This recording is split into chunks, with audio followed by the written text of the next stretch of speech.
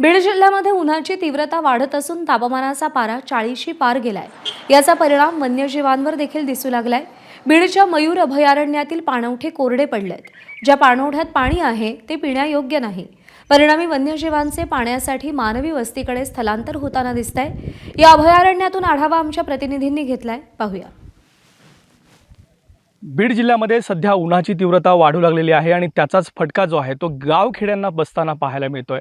मात्र दुसरीकडे जर पाहिलं तर वन्यजीव देखील याचा फटका सर्वाधिक बसायला सुरुवात झालेली आहे। मी सध्या नायगाव या ठिकाणच्या मयूर अभयारण्यात आहे आणि आपण या ठिकाणी पाहू शकतो हे एकमेव असं मयूर अभयारण्य आहे ज्या ठिकाणी जवळपास 4 ते 5 हजाराहून अधिक मोरांची संख्या आहे। मात्र या ठिकाणी त्यांना सध्या उन्हाच्या तीव्रतेमध्ये पाणी जे आहे ते मिळत नाही आहे आणि त्यामुळेच हे मोर जे आहेत ते मानवी वस्तीकडे स्थलांतर करताना देखील पाहायला मिळतात।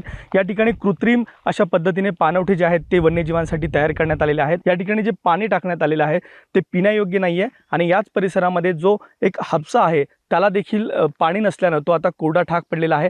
त्यामुळे या मोरांना आणि वन्यजीवांना पाणी उपलब्ध करण्यासाठी कोणीही पुढाकार घेताना पाहायला मिळत नाही आहे। या ठिकाणचा वनविभाग जो आहे खरं तर त्यानेच या ठिकाणी पुढाकार घेऊन या वन्यजीवांसाठी पाणी उपलब्ध करणं आवश्यक होतं। मात्र सध्या ही परिस्थिती, हे दुर्भिक्ष जे आहे ते आपण या ठिकाणी पाहू शकतो। जो नैसर्गिकरित्या पाणवठा आहे तो पाणवठा देखील कोरडा पडलेला आहे। काही पाणवठ्यामध्ये तर पाणी देखील नाही आहे आणि त्यामुळेच जे वन्यजीव असतील त्यांना मात्र मानवी वस्तीकडे जावं लागत आहे आणि त्यामुळेच त्यांची शिकार होण्याचे देखील असे अनेक प्रकार जे आहेत ते घडताना पाहायला मिळतात। एकंदरीत जर पाहिलं तर वन विभाग मात्र या संपूर्ण परिस्थितीकडे गंभीर होऊन लक्ष देईल का आणि या वन्यजीवांसाठी पुढाकार घेईल का, हा प्रश्न देखील या ठिकाणी उपस्थित होतो आहे। कॅमेरामन प्रमोद जोशी यांच्यासह मी विकास माने, एबीपी माझा, बीड। एबीपी माझा, उघडा डोळे बघा नीट।